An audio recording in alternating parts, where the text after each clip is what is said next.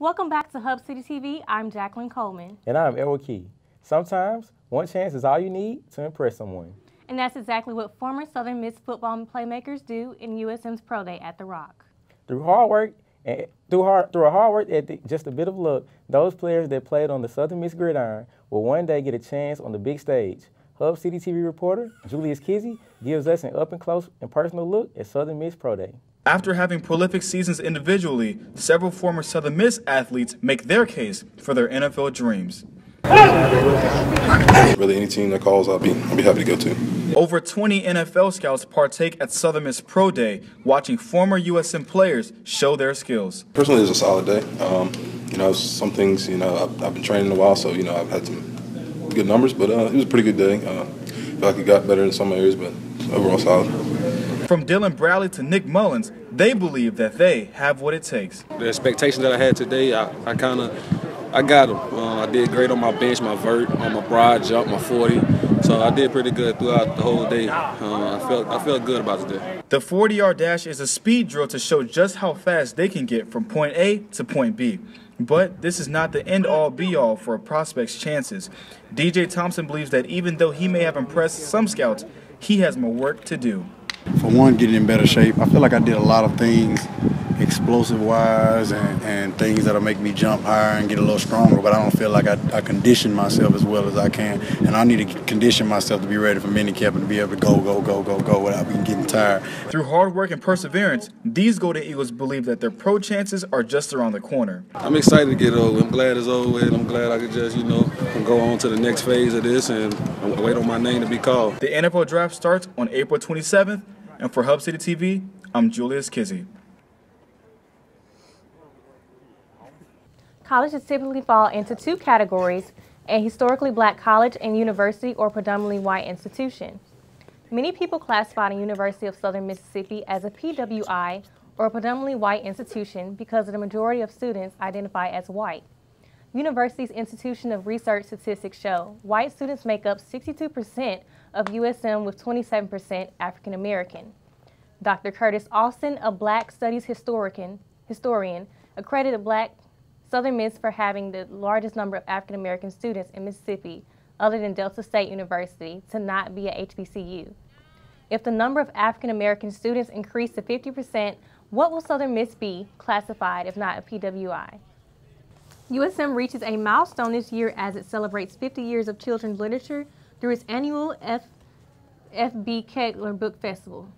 The festival draws in hundreds of teachers, librarians, authors, and publishers to the university from across the country to promote literacy through children's books. It focuses on finding ways for the youth to pick up more books. They held workshops led by librarians and authors, as well as events to share different styles and genres that are more appealing to children. Here is Hub City TV reporter Laura Levine with more on the story. I believe 100% that the children who read are the children who succeed.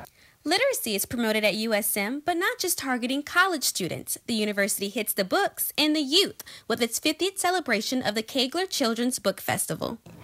I'm learning how to read, but I like to read funny books. Comedy isn't the only thing that's found at the festival, as more than 400 teachers, librarians, and publishers join to showcase their styles or characters. They might be the sloth, they might be the horse, they may be the pony, or the puppy, but they'll feel special at the end of the book.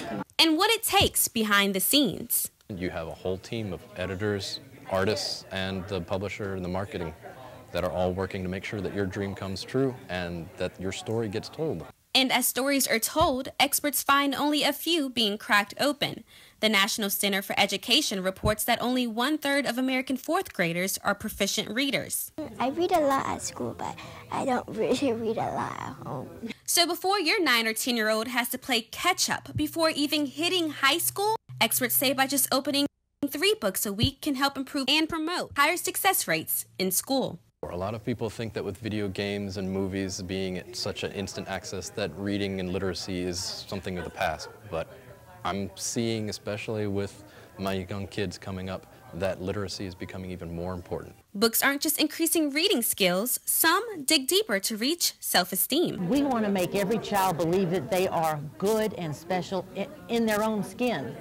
and that they have a lot to offer the world. This year's festival featured book signings from keynote speakers and medallions awarding new illustrators and authors. I'm Laura Levine from Hub City TV. State lawmakers passed a new budget for the 2017 and 2018 fiscal year, cutting funding to Mississippi education. Under the new budget, public institutions face a cut in state funding, with K-12 schools losing $20 million, public universities losing $68 million, and other colleges losing $28 million. Also, students who qualify for any of Mississippi's 5 state grant programs will only be allowed to accept one grant instead of accumulating grant money. The budget will go into effect on July 1st. Concern is growing as the most recent religious liberty bill raises eyebrows in Texas. This bill could put many LGBTQ citizens at risk. Hub City's Mandisha Thornton has the story. As Texas Senate Bill 651 gains more speed, some grow anxious. The sweeping anti-LGBT bill would allow businesses to not serve certain customers.